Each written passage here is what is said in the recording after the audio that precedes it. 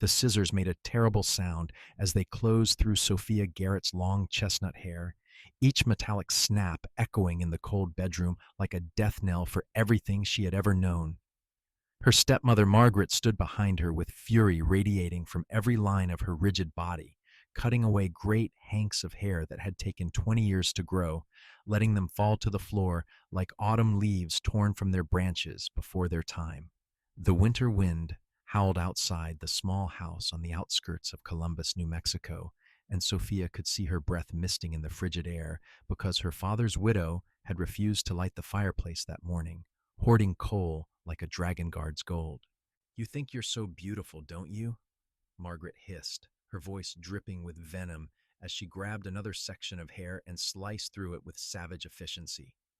"You think every man in this town looks at you with those doe eyes. Well, let us see how they look at you now, you ungrateful creature." Sophia's hands trembled in her lap, but she would not give this woman the satisfaction of seeing her cry. Her father had been dead only 3 months, taken by pneumonia, during the first cold snap of December 1883, and Margaret had wasted no time showing her true colors. The woman had played the devoted wife while he lived, but the moment he was buried in the frozen ground of the Columbus Cemetery, she had turned on Sophia like a snake, finally free to strike. "I have done nothing to you," Sophia said quietly, her voice steady despite the fear coursing through her veins. "I have worked every day. I have kept this house clean. I have asked for nothing." "You exist," Margaret spat, cutting even closer to Sophia's scalp now, so close the cold metal kissed her skin. "That is enough.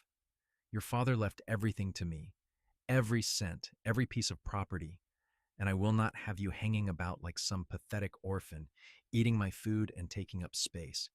You are 20 years old enough to make your own way." The scissors finally stopped their terrible work, and Margaret stepped back to admire her handiwork with cold satisfaction. Sophia's beautiful hair, which had hung past her waist in thick waves, now lay in ragged clumps, barely reaching her ears, cut so unevenly that she looked like a madwoman or a criminal who had been shorn as punishment. Margaret grabbed her by the arm and dragged her to the small mirror that hung near the door. "Look at yourself," she commanded. "Look at what you really are without your precious hair to hide behind." Sophia stared at her reflection and barely recognized the person looking back. Her face seemed naked and exposed, her neck too long, her features too stark. But her eyes, those same dark brown eyes that had been her mother's, still held light in them, still held something that Margaret could not cut away with scissors. "Get out," Margaret said, releasing her arm with a shove. "Get out of my house. You have 10 minutes to gather whatever you can carry, and then I never want to see you again." "It is winter," Sophia said, finally allowing fear to creep into her voice. "It is January. The temperature has not risen above freezing in weeks." "Then I suggest you walk quickly," Margaret replied, her smile thin and cruel. "There is a town full of bleeding hearts in Columbus. I am sure someone will take pity on you. Or perhaps not. Either way, it is no longer my concern." Sophia had no choice. She went to the small room that had been hers since childhood and gathered what little she could carry. 2 dresses, a shawl that had belonged to her mother, a few coins she had managed to save from the egg money before Margaret took control of everything, and a small photograph of her parents on their wedding day. She wrapped everything in a bundle, pulled on her winter coat, which was too thin for the bitter cold, and walked out the front door without looking back. The wind hit her like a physical blow, cutting through her coat and dress as though they were made of paper. The sky hung low and gray, promising more snow to add to the 6 inches already on the ground. Her newly shorn head felt strange and light, and the cold attacked her scalp mercilessly. She wrapped her shawl over her head and started walking toward town, each step crunching in the frozen snow. Columbus was not a large town, established only a few years earlier as a border settlement in the New Mexico territory. It sat just miles from Mexico, a dusty collection of buildings that housed ranchers, soldiers from the nearby military camp, merchants and drifters. Sophia had been born in Santa Fe but had moved here with her father when she was 15 after her mother's death.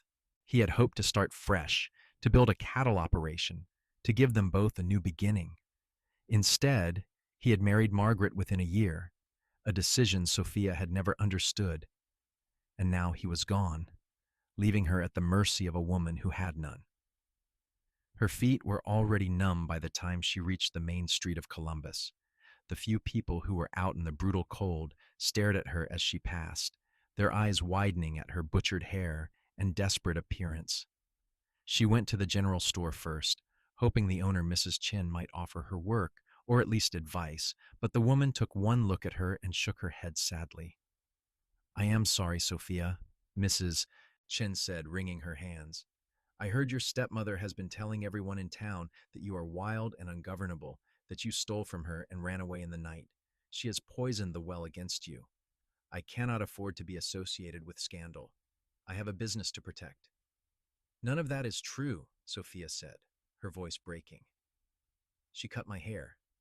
She threw me out because she wants everything my father left." "I believe you," Mrs. Chen whispered, glancing nervously toward the door. "But Margaret has money now, and money talks louder than truth in a small town. I am sorry. I truly am." Sophia left the store and tried 3 more establishments: the boarding house, the saloon, and even the church. But everywhere she went, she found doors closed to her, either literally or figuratively. Margaret had been thorough in her campaign to destroy Sophia's reputation, and in a small town where everyone knew everyone else's business, reputation was everything. By the time the sun began its early descent toward the horizon, Sophia was shaking with cold and fear, her lips blue, her fingers unable to feel anything anymore. She stumbled out of town, not knowing where to go, only knowing she could not stay where everyone looked at her with either suspicion or pity. The road stretched before her, leading toward the distant ranches that dotted the harsh landscape. She had heard there were homesteads out here, places where people might need help, might be willing to give her work in exchange for a warm place to sleep. It was her only hope. The wind picked up as darkness fell, and snow began to fall again, light at first, then heavier, until Sophia could barely see 3 feet in front of her. She was so cold now that she had stopped shivering, which some distant part of her mind recognized as a bad sign. Her feet moved mechanically, one in front of the other, but she had lost feeling in her legs, and she stumbled frequently, catching herself just before falling. She did not see the horse until it was almost upon her, a large dark shape that materialized out of the swirling snow like a ghost. She heard a man's voice, deep and concerned, and then strong hands were gripping her arms, holding her upright when her legs finally gave out beneath her. "Lord have mercy, what are you doing out here?" the voice said, and through the haze of cold and exhaustion, Sophia looked up into the face of a man she had never seen before. He was young, perhaps 25, with dark hair that curled from beneath his wide-brimmed hat and eyes that were striking even in the dim light, a clear gray like storm clouds. His jaw was strong and covered with several days' worth of stubble, and his face showed genuine alarm as he took in her appearance. "I have nowhere to go," Sophia managed to say, her words slurring together. "My stepmother threw me out. I just need to find work. I just need somewhere warm." "You need a doctor," the man said firmly. He shrugged out of his heavy coat and wrapped it around her shoulders, and the warmth of it, still carrying his body heat, made her gasp. "My ranch is a mile from here. Can you ride?" "I do not know," Sophia said honestly, because she could not feel her body anymore, could not tell if her muscles would obey her commands. The man did not waste time arguing. He picked her up as though she weighed nothing and settled her in front of him on his horse, keeping one arm wrapped tightly around her waist to hold her in place. "Stay with me," he said, his voice close to her ear. "Just stay awake. We will be there soon." Sophia tried to obey, tried to keep her eyes open, but the warmth of his body behind her and the rhythmic movement of the horse lulled her toward unconsciousness. She fought it, knowing somehow that if she gave in to the darkness, she might not wake up again. "Tell me your name," the man said, his arm tightening around her. "Come on, stay awake. Tell me your name." "Sophia," she whispered. Sophia Garrett. I am Darius Lang, he said. I have a ranch about a half-mile from here. Just hold on, Sophia. Hold on a little longer. She did, barely, clinging to consciousness by sheer force of will. When they finally reached the ranch, she had only a confused impression of a low house built of adobe, lamplight glowing warmly from the windows, and the blessed relief of being out of the wind. Darius carried her inside and placed her near a large fireplace where flames crackled and danced, throwing blessed heat into the room. An older woman appeared, her weathered face creased with concern. Lord above, Darius, who is this poor child? Found her on the road, half frozen, Darius said, kneeling beside Sophia and beginning to remove her wet boots with gentle efficiency. Rosa, get blankets and hot water. Her feet and hands are frostbitten. The woman, Rosa, hurried away and returned with an armful of thick woolen blankets and a basin of water that steamed gently. Darius wrapped Sophia in the blankets and then took her hands in his, rubbing them gently to restore circulation. The pain as feeling returned was excruciating, and Sophia could not hold back a cry.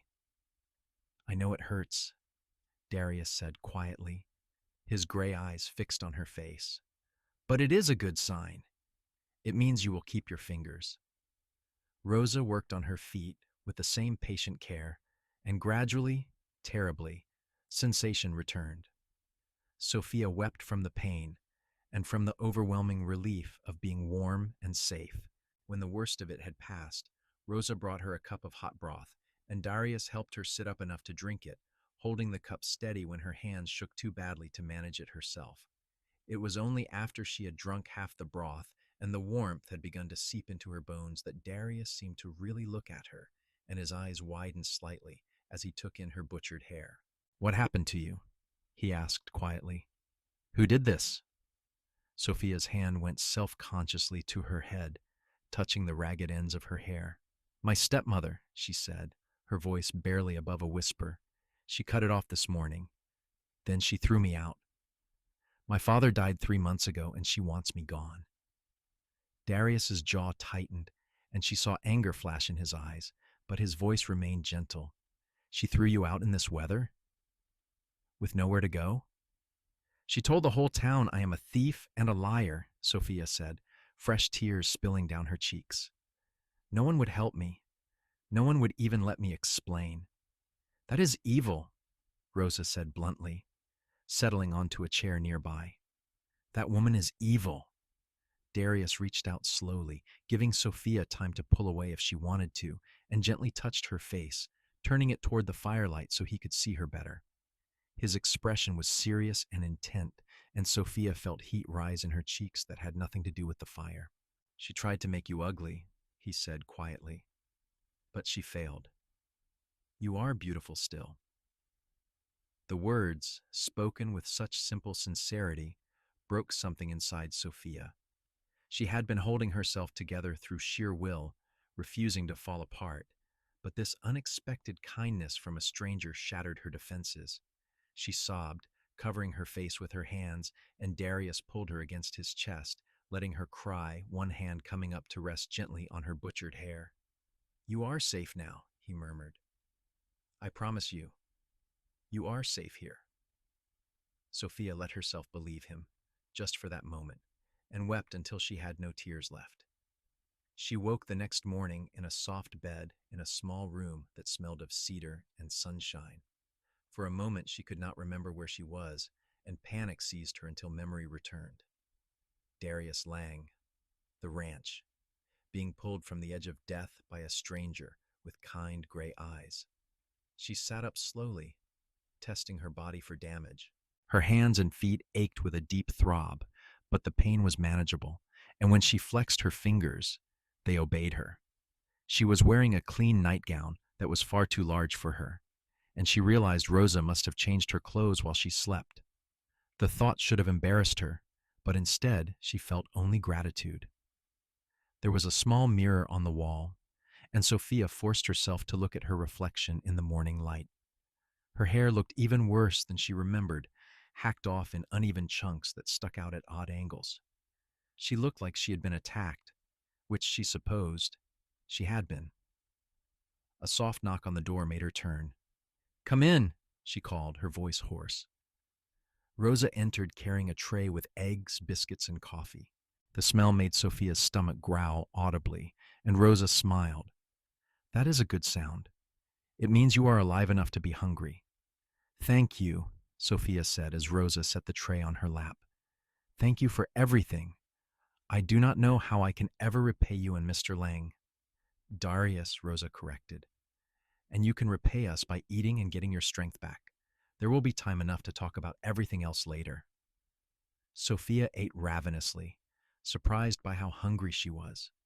When she had finished every bite, Rosa took the tray and then produced a pair of scissors, much smaller and finer than the ones Margaret had used. "May I?" Rosa asked gently.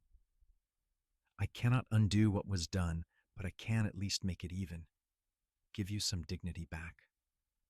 Sophia's throat tightened, but she nodded. Rosa worked with infinite patience and skill, trimming away the worst of the damage until Sophia's hair lay in soft, even layers close to her head. It was startlingly short, barely covering her ears, but it no longer looked like the work of a madwoman. "There," Rosa said, stepping back.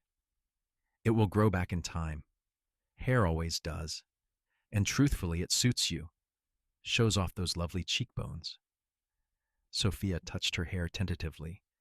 It felt strange, but Rosa was right. It did look better. "Who are you?" she asked. "To Darius, I mean. Are you his mother?" Rosa laughed, a warm sound. "No, child. I am his housekeeper and cook, though I suppose I am more like an aunt to him at this point. I worked for his parents before they died, and when Darius inherited the ranch 5 years ago, he asked me to stay. This is my home now, same as it is his." "He is very kind," Sophia said quietly. "He is a good man," Rosa agreed. "One of the best I have known.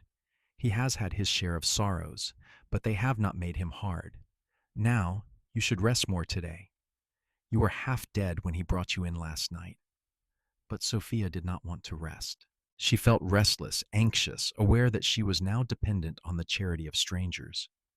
When Rosa left, Sophia dressed in her own clothes, which someone had washed and dried overnight, and ventured out of the bedroom.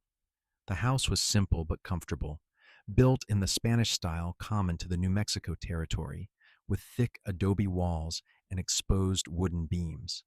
The main room held the large fireplace, several chairs, a table, and shelves lined with books, which surprised her. In her experience, most ranchers had little use for reading. She found Darius outside, working with a horse in a corral near the barn. He wore a heavy coat against the cold, and his breath misted in the frigid air. He was speaking to the horse in a low, calm voice, running his hands along its flank, checking for injuries or soreness. The horse, a beautiful chestnut mare, stood quietly under his touch, ears forward, clearly trusting him. Sophia watched from the doorway, not wanting to interrupt. There was something mesmerizing about the way he moved, confident and sure, but also gentle. He was tall, well over 6 feet, with broad shoulders and the lean, muscled build of a man who made his living through physical labor. But it was the gentleness in his hands and voice that struck her most. He must have sensed her presence because he looked up and a smile crossed his face. "You should not be out here," he called. "It is too cold." "I was going crazy inside," Sophia admitted, stepping out onto the porch. "I am not used to sitting still." Darius gave the horse a final pat and walked over to join her. In the daylight, she could see him more clearly. His face was handsome in a rough-hewn way, all strong lines and weathered skin from years in the sun. His eyes were his most striking feature, that unusual gray color that seemed to shift between silver and slate depending on the light. "How are you feeling?" he asked, concern evident in his voice. "Better. Sore, but better." Rosa fixed my hair. She touched it self-consciously. "I know it looks strange, being so short." Darius studied her face with an intensity that made her breath catch. "It does not look strange," he said finally. "It looks different, yes, but not bad. You have good bones. The short hair just makes them more apparent. Heat flooded Sophia's cheeks, and she looked away, flustered. She was not used to compliments, especially not delivered with such straightforward honesty.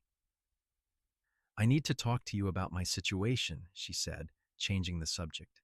I cannot stay here indefinitely, taking advantage of your hospitality. I need to find work. You cannot go back to Columbus, Darius said flatly. Your stepmother has made sure of that. Then I will go somewhere else. Santa Fe, perhaps, or Albuquerque. Somewhere I can start fresh. In the middle of winter? With no money and no references? Darius shook his head. You would not make it a day. Then what am I supposed to do? Sophia asked, frustration creeping into her voice. I will not be a burden. I cannot accept charity without giving something in return. Darius was quiet for a moment, his eyes distant, thinking. Finally, he said, Stay here and work. Rosa could use help around the house, and the ranch always needs extra hands. I cannot pay much, but you would have a roof over your head, food, and safety. You do not even know me, Sophia protested. How do you know I am not everything my stepmother claimed? How do you know I will not steal from you or cause trouble? Because I saw your face last night, Darius said simply. I saw how terrified you were and how hard you were trying to be brave. That is not the face of a liar or a thief. That is the face of someone who has been wronged. His faith in her, based on nothing more than intuition, made Sophia's eyes sting with tears. I will work hard, she promised. I will earn my keep. I have no doubt, Darius said, and his smile was warm. Welcome to the Lang Ranch, Sophia Garrett. The days that followed fell into a rhythm that was both strange and comforting. Sophia threw herself into work with an almost desperate energy, as though by making herself indispensable, she could ensure her place here would not be taken away. She helped Rosa with cooking and cleaning, mended clothes, and when the weather permitted, she ventured outside to help with the animals. The Lang Ranch was not large, but it was well run. Darius raised horses primarily, breeding and training them for sale to the army and to other ranchers. He also kept a small herd of cattle and grew hay and vegetables in the warmer months. He employed 2 ranch hands who lived in a bunkhouse on the property, older men named Tom and Eddie, who treated Sophia with gruff kindness and asked no questions about her past. Darius himself was a mystery she found herself increasingly drawn to unraveling. He was quiet by nature, not given to unnecessary words, but when he spoke, his words carried weight.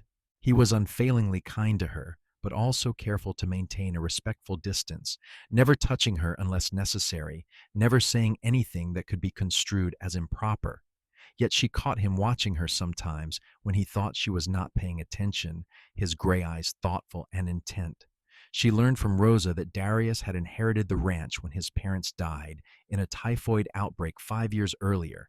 He had been only 20 years old, forced to take on enormous responsibility overnight. He had a younger sister named Caroline who lived in Santa Fe with her husband, and he sent her money regularly to help support her growing family.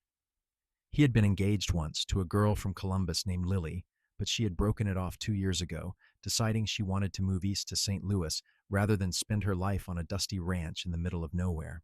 It hurt him, Rosa confided one evening, as she and Sophia worked together on the dinner dishes. He loved her, or thought he did. But I think he is better off. She did not have the strength for this life. She would have made him miserable eventually. He seems very self-sufficient, Sophia observed, scrubbing at a stubborn pot. He is, Rosa agreed. But everyone needs someone, no matter how strong they are. He has been alone too long, I think. This ranch needs a woman's touch, a family. Sophia did not miss the meaningful look Rosa gave her, and her cheeks heated. He barely knows me, she protested. He knows enough, Rosa said cryptically. I see how he looks at you. Sophia wanted to deny it, but she could not because she had noticed the looks too, and more troubling, she had noticed her own heart quickening whenever Darius entered a room.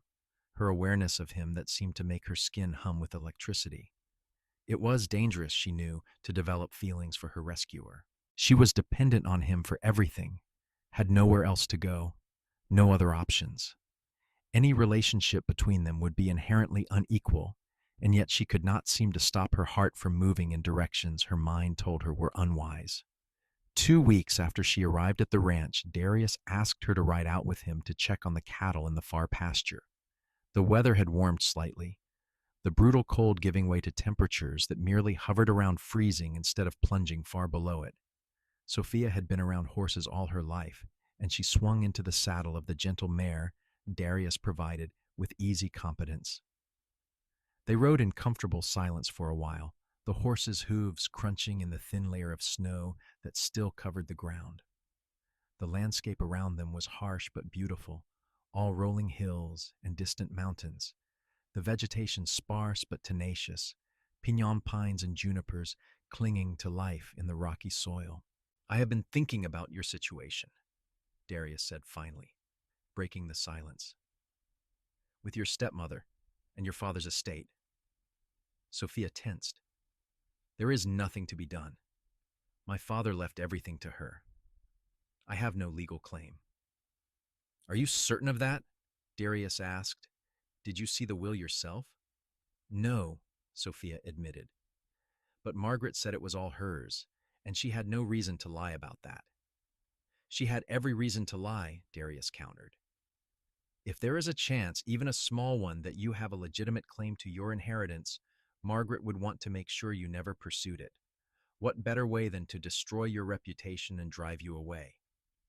The idea had not occurred to Sophia, and hope flickered to life in her chest, quickly followed by doubt. "Even if that were true, how would I prove it? I have no money for a lawyer." "I know a lawyer in Santa Fe," Darius said. "A good man who owes me a favor. I could write to him, ask him to look into it. At least then you would know for certain." "Why would you do that for me?" Sophia asked, turning in her saddle to look at him. "You have already done so much." Darius met her eyes, and the intensity in his gaze made her breath catch. "Because what was done to you was wrong. Because you deserve justice. And because I want to help you." "But why?" Sophia pressed, unable to let it go. "You do not owe me anything." Darius was quiet for a long moment, his hands resting easy on the reins as his horse walked steadily forward. When he finally spoke, his voice was low and rough. "The night I found you, when I first saw you stumbling through that storm, I thought I was seeing a ghost. You looked so pale, so lost. And when I got closer and saw what had been done to you, saw your hair and the fear in your eyes, something in me just broke. I could not leave you there. I could not let you die in the snow. And now that I know you, now that you have been in my house for 2 weeks, I cannot imagine it without you. Does that answer your question?" Sophia's heart pounded so hard she thought it might burst from her chest. "Darius," she whispered, not knowing what else to say. "I am not asking anything of you," he said quickly. "I know your position is difficult. I know you might feel obligated to me because I helped you. That is not what I want.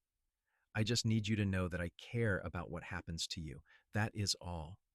"That is not all," Sophia said, surprising herself with her boldness. "And you know it." He looked at her, and the vulnerability in his eyes took her breath away. "No," he admitted, "it is not all. But I do not want to push you. I do not want you to feel trapped." "I do not feel trapped," Sophia said softly. "I feel safe. For the first time in months, maybe years, I feel safe. And that is because of you." They had stopped riding without realizing it, their horses standing side by side on the empty prairie. Darius reached across the space between them and took her hand, his grip warm and strong even through their gloves. "I want to court you properly," he said. "I want to give you time to heal, to find your footing. I want you to know that you have choices, that you are not dependent on my goodwill. That is why I want to pursue this matter with your stepmother, to see if we can recover what is rightfully yours, so that when you make a decision about your future, it is truly your decision, made freely." Tears pricked Sophia's eyes, but they were good tears, hopeful tears. "You are a rare man, Darius Lang." "I am just a man who knows what he wants," Darius said, "and who wants to do right by you." They rode back to the ranch holding hands, their horses walking close together, and Sophia felt something she had not felt in a very long time. She felt happy. The letter to the lawyer in Santa Fe was sent the next day, and while they waited for a response, life on the ranch continued.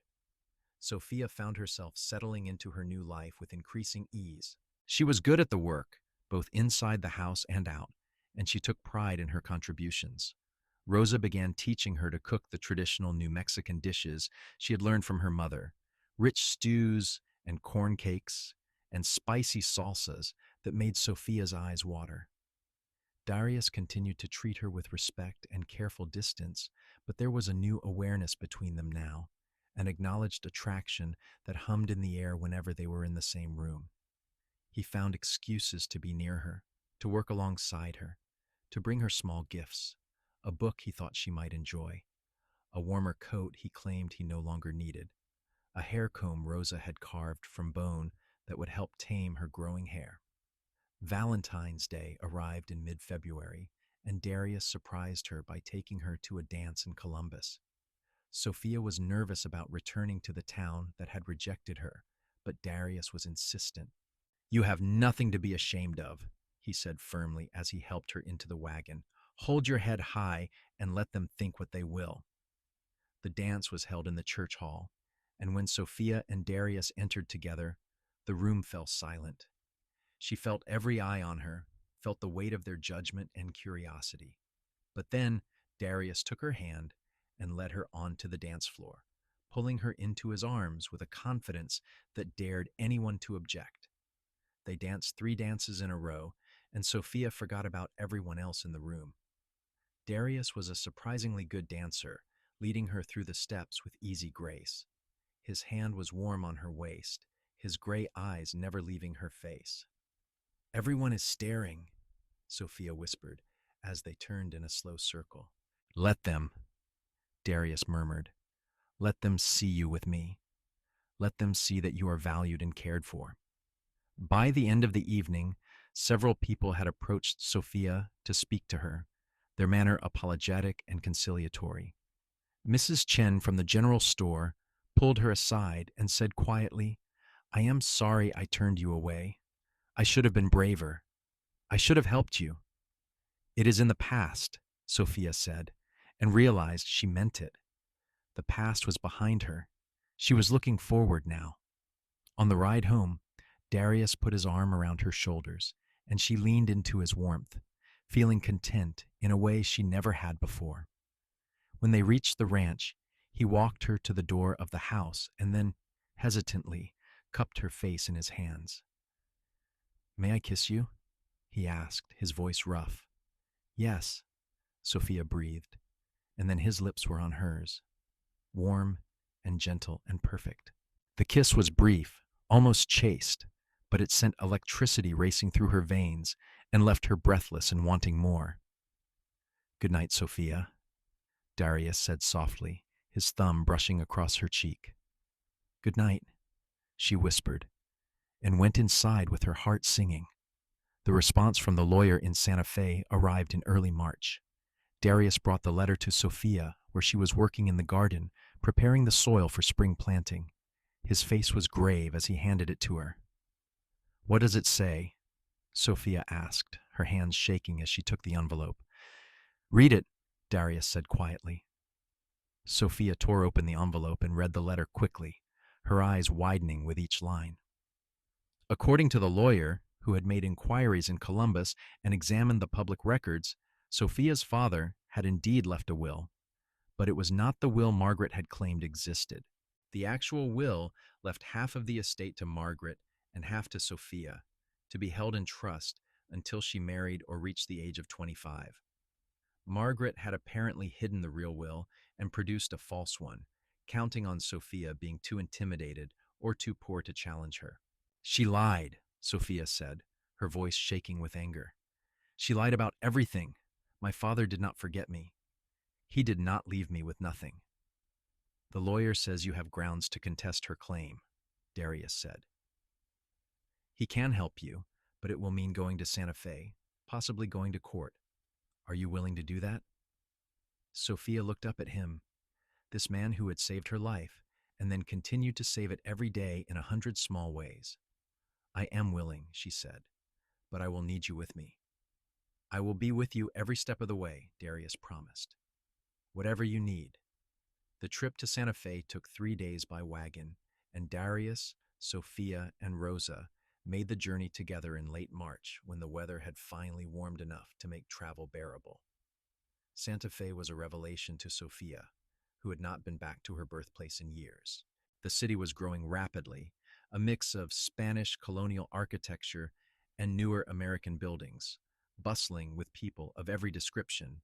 Hispanic settlers whose families had lived there for generations, newly arrived Anglos seeking their fortunes, indigenous people from the nearby pueblos, and travelers from Mexico and points beyond.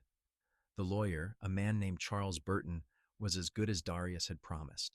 He was in his 50s, with gray hair and sharp eyes that missed nothing. He listened to Sophia's story with careful attention and examined the documents she had brought, including the photograph of her parents and a few letters her father had written to her before his death. This is fraud, plain and simple, Burton said when she had finished. Your stepmother has broken the law. The question is whether we can prove it and whether we can force her to make restitution. Can we? Sophia asked. I believe so, Burton said. But it will take time and it will not be pleasant. She will fight and she will try to destroy your character further. Are you prepared for that? Sophia thought of everything she had endured, the scissors cutting through her hair, the cold of the winter storm, the doors closed in her face. I am prepared, she said firmly. The legal battle that followed consumed the next 2 months. Margaret hired her own lawyer and fought viciously, making outrageous claims about Sophia's character and behavior. But Burton was thorough and methodical, producing witness after witness who testified to Sophia's good character and to the fact that Margaret had been seen burning papers in her fireplace shortly after her husband's death. He also located the man who had written the false will and got him to confess in exchange for leniency that Margaret had paid him to create the fraudulent document. The judge, an older man with a reputation for fairness, ruled in Sophia's favor in late May. Margaret was ordered to return half of the estate to Sophia, including a cash settlement that represented half the value of the property and assets. She was also fined for fraud and given a stern warning that any further attempts to harass or harm Sophia would result in criminal charges. Sophia walked out of the courtroom with Darius at her side, feeling as though a great weight had been lifted from her shoulders. She was not rich by any means, but she had enough money now to be independent, to make her own choices about her future. That night they celebrated at a restaurant in Santa Fe. Just the three of them, Sophia, Darius, and Rosa. The food was excellent, and the wine flowed freely, and Sophia found herself laughing more than she had in years. But when she looked at Darius across the table, saw the pride and affection in his eyes, she realized something that had been growing in her heart for months. She loved him. She was completely, utterly in love with Darius Lang. They returned to the ranch in early June, just as summer was beginning to bloom across the New Mexico territory. The land that had been so harsh and forbidding in winter was transformed, covered in wildflowers and green grass, alive with birdsong and the buzz of insects. Sophia felt as though she was being reborn along with the land, emerging from a long dark season into light and warmth. She had her own money now, her own means. She could leave if she wanted, could go anywhere, do anything, but she did not want to go anywhere. She wanted to stay here on this ranch with this man. One evening in late June, Darius asked her to walk with him up to a small rise behind the ranch house, where there was a view of the sunset. They stood together watching the sky turn orange and pink and gold, the mountains in the distance standing out in sharp relief against the brilliant colors. "I have something to ask you," Darius said, turning to face her, "and I need you to understand that you are completely free to say no. You have your own money now. You do not need me or my protection. You can do whatever you want with your life." Sophia's heart began to race. "I know," she said softly. "I love you," Darius said, the words simple and true. "I have loved you almost from the moment I found you in that storm, and I have loved you more every day since. You are strong and brave and beautiful, and I cannot imagine my life without you. Sophia Garrett, will you marry me?" Tears streamed down Sophia's face, but she was smiling, her heart so full she thought it might burst. "Yes," she said. "Yes, I will marry you, because I love you too, Darius Lang. I love you so much." He kissed her then, not gently this time, but with passion and joy and promise, his arms wrapping around her and lifting her off her feet. She laughed against his mouth and kissed him back with all the love and gratitude and hope that filled her heart. They were married in August, in a simple ceremony at the ranch with just a handful of guests: Rosa, Tom and Eddie, Charles Burton, who traveled down from Santa Fe, and Darius's sister Caroline with her husband and 3 children. Sophia wore a dress of pale blue that Rosa had helped her make, and she had woven wildflowers into her hair, which had grown back enough to reach her shoulders now, curling softly around her face. Darius wore his best suit and looked so handsome that Sophia's breath caught when she saw him waiting for her. The ceremony was brief, conducted by a traveling minister who served the scattered ranches in the area, but every word felt sacred and true. When the minister pronounced them husband and wife, Darius kissed her with such tenderness that Sophia felt tears spill down her cheeks.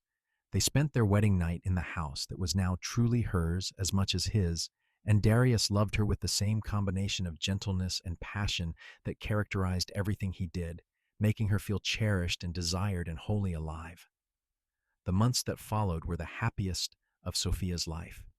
She and Darius worked the ranch together, partners in every sense of the word.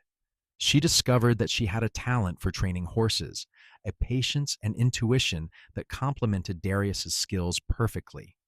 Together, they began to build a reputation for producing some of the finest horses in the New Mexico territory. Sophia also used some of her inheritance to improve the ranch, adding a new barn and expanding the house to include a larger kitchen and an extra bedroom. She wanted children, and Darius did too, and they both hoped the extra space would be needed soon. In December, nearly a year after the terrible night when Margaret had cut her hair and thrown her out into the winter storm, Sophia discovered she was pregnant. She told Darius on Christmas Eve, giving him the news as a gift, and his joy was so pure and unrestrained that it brought fresh tears to her eyes. "We are going to have a baby," he said, his hands on her still flat stomach, his eyes shining. "A son or daughter, a family." "A family," Sophia echoed and kissed him, thanking God or fate or whatever power had sent this man to find her in the snow, to save her life and then to fill it with love. Their son was born in late August of 1885, a healthy boy with dark hair and his father's gray eyes. They named him Samuel, after Sophia's father, and he was the light of their lives. Darius was a devoted father, patient and playful, and Sophia often found him in the evenings sitting in the rocking chair with Samuel in his arms, telling him stories or singing old songs in his deep, slightly off-key voice. 2 years later, their daughter was born, a tiny girl with Sophia's dark eyes and a fierce spirit that made them both laugh. They named her Rose, after Rosa, who had become like a grandmother to both children and who spoiled them shamelessly. Life was not always easy. The ranch demanded hard work and long hours, and there were droughts and difficult winters and illnesses that had to be weathered. But through it all, Sophia and Darius faced everything together, their love growing deeper and stronger with each passing year. Sophia sometimes thought about that terrible night in the winter of 1884 when she had been so certain her life was over. She thought about Margaret, who had left Columbus not long after losing the court case and had not been heard from since. She bore the woman no real ill will anymore. Margaret's cruelty had set Sophia on a path that led to Darius, to this ranch, to this life she loved with all her heart. In a strange way, she almost owed her happiness to Margaret's malice. Her hair grew back fully over the years, long and thick once more, though she never let it grow past her shoulders. She liked it better this way, she discovered, more practical and easier to manage. And besides, it reminded her of what Darius had said to her on the very first night when he had looked at her with her butchered hair and frozen face and told her she was beautiful still. On their 10th wedding anniversary in August of 1895, Darius surprised her by taking her to the spot where he had found her that winter night. It had taken him some time to locate it exactly, but he had managed it, marking the place with a small cairn of stones. "Why did you bring me here?" Sophia asked, standing in the place where she had nearly died. "Because this is where my life really began," Darius said, taking her hands in his. "This is where I found the other half of my heart. I wanted to come back here with you, to remember how far we have come, and to give thanks for it." Sophia kissed him. This man who had saved her in every way a person could be saved, who had seen her at her worst and loved her anyway, who had given her a home and a family and a future. "I love you," she said. "Then, now, and always." "And I love you," Darius said, pulling her close. "You are beautiful still, Sophia Lang. You always will be." They stood together on that empty stretch of prairie as the sun set, two people who had found each other in the darkness and had chosen to walk together into the light. Around them, the wild New Mexico landscape stretched endlessly, harsh and beautiful and full of promise, just like the life they had built together. Years continued to pass with the steady rhythm of seasons and the turning of time. Samuel grew into a strong, quiet boy, much like his father, with a natural way with horses that made both his parents proud. Rose was more spirited, always asking questions, always pushing boundaries, and Sophia saw much of herself in her daughter's stubborn independence. In 1887, when Samuel was 2 and Rose just an infant, they added a third child to their family, another son they named James. He was the most cheerful of the 3 children, always laughing, always finding joy in the smallest things. Rosa declared him her favorite, though everyone knew she loved all 3 children equally and fiercely. The Lang Ranch prospered through the late 1880s and into the 1890s. Darius and Sophia's reputation for breeding quality horses spread throughout the territory and beyond. They sold horses to the army, to other ranchers, and even to wealthy buyers from as far away as Texas and Colorado. The money they earned was invested back into the ranch, improving the stock, expanding the grazing land, and ensuring their children would inherit something valuable and sustainable. Sophia became known in her own right, not just as Darius's wife, but as a skilled horse trainer and a savvy businesswoman. She often accompanied Darius to meetings with buyers, and more than one man learned the hard way not to dismiss her opinions or try to negotiate around her. She was fair but firm, and she knew the value of what they were selling. In 1890, when New Mexico was still a territory, but statehood was being discussed with increasing frequency, Darius was approached about running for territorial legislature. He declined, preferring to keep his focus on the ranch and his family, but the fact that he was asked spoke to the respect he had earned in the community.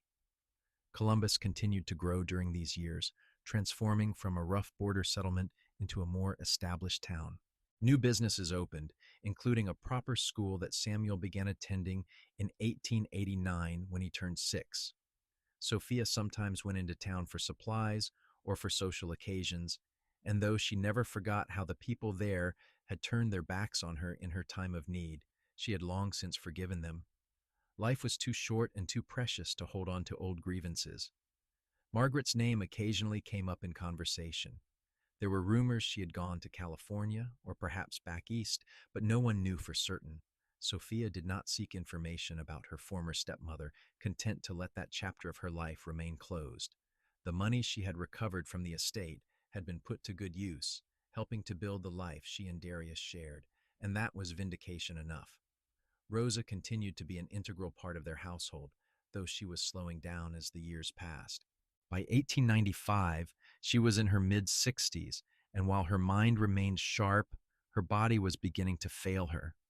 Sophia took on more of the household work, with young Rose eager to help in her own chaotic way. But Rosa remained the heart of the home, the one they all went to for advice or comfort, or simply the pleasure of her company.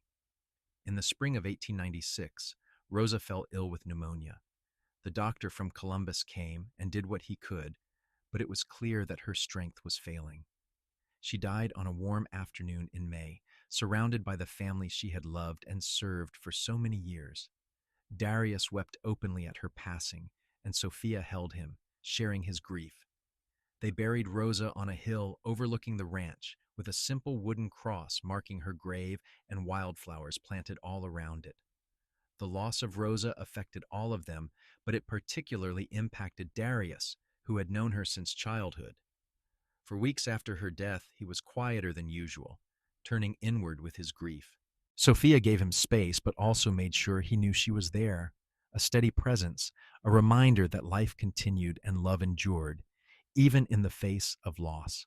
One evening in early June, Sophia found Darius sitting on the porch watching the sunset, something he had been doing frequently since Rosa's death. She sat beside him, taking his hand in hers. "She would not want you to stay sad," Sophia said quietly. "She would want you to remember the joy she brought, not the sorrow of her passing." "I know," Darius said, his voice rough, "and I will in time. I just miss her. She was the only connection I had left to my parents, to my childhood. Now that connection is gone." "Not gone," Sophia said firmly. "Rosa lives on in you, in the way you treat people, in the kindness you show. She lives on in our children, who learned from her how to be good and generous. She is not gone, Darius. She is just somewhere we cannot see her right now." Darius turned to look at her, and there was such love in his eyes that it took her breath away even after all these years. "What would I do without you?" he asked. "You will never have to find out," Sophia promised, and leaned her head on his shoulder, watching the sun sink slowly toward the horizon. Life gradually returned to its normal rhythms. Samuel continued to excel at school and with horses, showing signs that he would take over the ranch one day with skill and dedication. Rose proved to be more interested in books and learning than in ranch work, and Sophia and Darius decided to nurture that interest, thinking perhaps she might become a teacher one day. James, at 9 years old, was still finding his way, but his cheerful disposition and ability to make friends easily suggested he would always be surrounded by people who loved him. In 1898, the Spanish-American War briefly touched their lives when several young men from Columbus enlisted and went off to fight. Tom, one of their longtime ranch hands, had a nephew who was killed in Cuba, and the grief that swept through the community reminded everyone how fragile life could be. Darius and Sophia attended the memorial service, standing with their community in shared sorrow and shared pride for those who served. That same year, Sophia discovered she was pregnant again, a surprise as she was now 35 years old and had assumed her childbearing years were behind her. The pregnancy was harder than her previous ones, and the doctor advised rest, which Sophia found nearly impossible to obey given the demands of running a ranch and raising 3 active children. But Darius was adamant, taking on more of the household responsibilities and insisting that she prioritize her health and the health of the baby. Their 4th child, a daughter they named Catherine, was born in February of 1899, a tiny thing with a lusty cry and surprising strength. The children adored their new baby sister, and Samuel, now 14, proved to be a surprisingly adept caretaker, often holding Catherine when Sophia needed to rest. The turn of the century came with celebration and reflection. On New Year's Eve, December 31st, 1899, Darius and Sophia stayed up late with their older children, watching from their porch as midnight approached, marking the end of one era and the beginning of another. Samuel was 14, Rose was 12, and James was 10, all of them old enough to understand they were witnessing a momentous transition. "What do you think the new century will bring?" Rose asked, her eyes bright with curiosity. "Change," Darius said thoughtfully. "The world is changing faster than it ever has. There will be new inventions, new ways of doing things. Your lives will be very different from ours. But some things will stay the same," Sophia added, reaching for Darius's hand. "Family, love, the land, those things endure." "Will we always live here?" James asked. "On the ranch?" "That will be for you to decide when you are grown," Darius said. "But this land will always be here for you if you want it. It is your heritage." As the clock struck midnight and the new century began, Sophia looked around at her family, at the house they had built together, at the land that stretched out into the darkness beyond the lamplight, and felt overwhelming gratitude for the life she'd been given. She thought of the girl she had been 16 years ago, terrified and freezing, her hair hacked off, her future seemingly destroyed. She could never have imagined then that such joy and fulfillment awaited her, that from such darkness would come such light. New Mexico finally achieved statehood in 1912, a moment of pride for everyone who had spent their lives in the territory. By then, Samuel was 27 and running much of the ranch alongside his father, proving himself to be every bit as skilled and dedicated as Darius had been. He had married a girl from a neighboring ranch, a strong, capable woman named Elizabeth, and they were expecting their first child, which would make Sophia and Darius grandparents for the first time. Rose had indeed become a teacher, working at the school in Columbus and living in a small apartment in town during the week, returning to the ranch on weekends. She was courting a young lawyer from Santa Fe, and Sophia suspected an engagement would be announced soon. James had surprised everyone by developing a talent for music and had gone to study in Denver, though he returned home frequently, bringing with him new songs and stories of city life that fascinated and slightly horrified his more rural family. Catherine, at 13, was still finding her way, but she had inherited Sophia's stubbornness and Darius's gentleness in equal measure, a combination that served her well. Darius and Sophia were in their late 40s now, their hair showing gray, their faces lined with the marks of years lived fully and well. They still ran the ranch together, though they relied more on Samuel and their ranch hands than they once had. Their bodies were not as strong or as resilient as they had been in youth, but their love remained as powerful as ever, deepened and strengthened by decades of partnership. On a warm evening in September of 1912, Sophia and Darius rode out to the place where he had found her all those years ago. They did this occasionally, a pilgrimage of sorts, a way of remembering and giving thanks. The cairn of stones was still there, weathered but standing, marking the spot where two lives had intersected and changed forever. They dismounted and stood together, Darius's arm around Sophia's waist, her head resting on his shoulder. "Do you ever regret it?" Darius asked quietly. "The way things happened? The pain you had to go through?" Sophia considered the question seriously. The memory of that winter night, of Margaret's cruelty and her own terror, was still sharp even after all these years. But it was a memory now, something that had happened to someone she used to be, and it no longer had the power to wound her. "No," she said finally, "I do not regret it. If things had happened differently, I would not have you. I would not have our children. I would not have this life. And I would not trade this life for anything." "Even if you could have avoided the pain?" Darius pressed. "The pain was real," Sophia acknowledged. "But it was also brief in the grand scheme of things, and it taught me what truly matters. It taught me to recognize love when it was offered, to value kindness, to understand that strength comes in many forms. I would not be who I am without that experience." Darius pulled her closer, kissing the top of her head. "You are an extraordinary woman, Sophia Lang." "I am a woman who was given a second chance," Sophia corrected gently, "and who was wise enough to take it." They stood there as the sun set, two people who had started their journey together in winter darkness and had walked together through every season since, building a life of meaning and purpose and deep, abiding love. Samuel and Elizabeth's son was born in October of 1912, a healthy boy they named Daniel. Holding her grandson for the first time, Sophia felt the circle of life completing itself in a way that was both humbling and profoundly moving. She thought of her own father, who had tried to provide for her even in death, whose love had reached across the grave to ensure she had a chance at happiness. Now she was the grandmother, the matriarch, passing on to this new generation the legacy of love and resilience that had defined her life.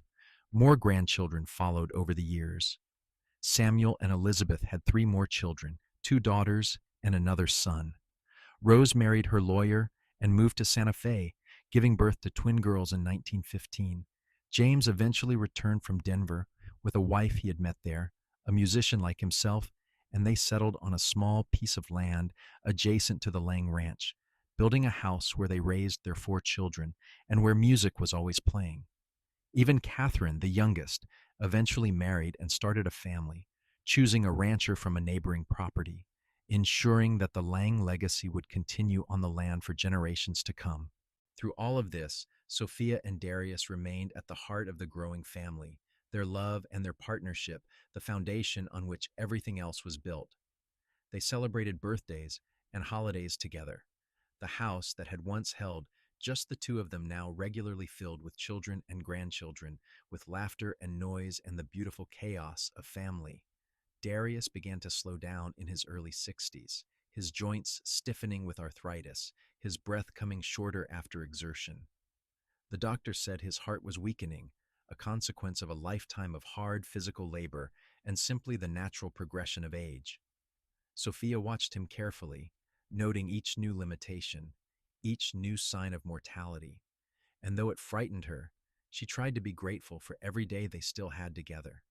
In the spring of 1925, 41 years after that fateful winter night, Darius became seriously ill with pneumonia, the same illness that had taken both his parents and Rosa.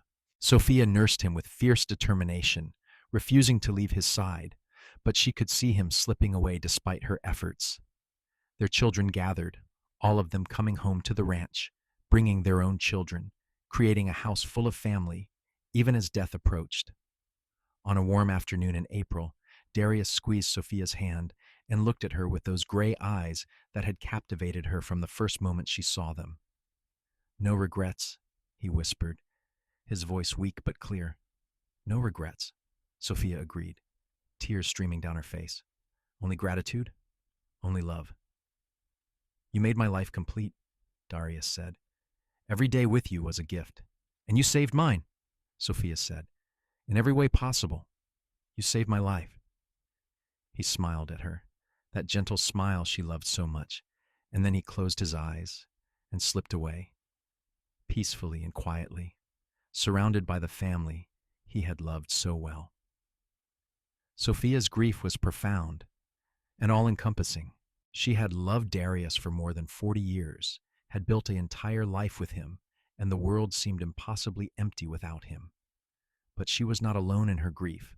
Her children surrounded her, supporting her, reminding her that Darius lived on in them and in their children, that love did not end with death but transformed, becoming memory and legacy and the ongoing story of family.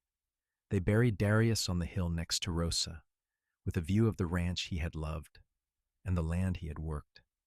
The whole community of Columbus turned out for the funeral, a testament to the respect and affection he had earned over his lifetime. In the days and weeks that followed, Sophia found herself drawn again and again to the cairn of stones that marked the place where Darius had found her. She stood there often, remembering that night, remembering the man he had been and the life they had shared. And though she missed him with an ache that never fully subsided, she also felt his presence still, in the land, in the ranch, in the faces of their grandchildren. Sophia lived for another 5 years after Darius's death, remaining active and engaged with her family, watching her grandchildren grow and welcoming great-grandchildren into the world. She never remarried, never even considered it, because the love she and Darius had shared was not something that could be replicated or replaced. On a cold January morning in 1930, Sophia passed away peacefully in her sleep at the age of 66. Her children found her the next morning, lying in the bed she had shared with Darius for so many years, a peaceful expression on her face.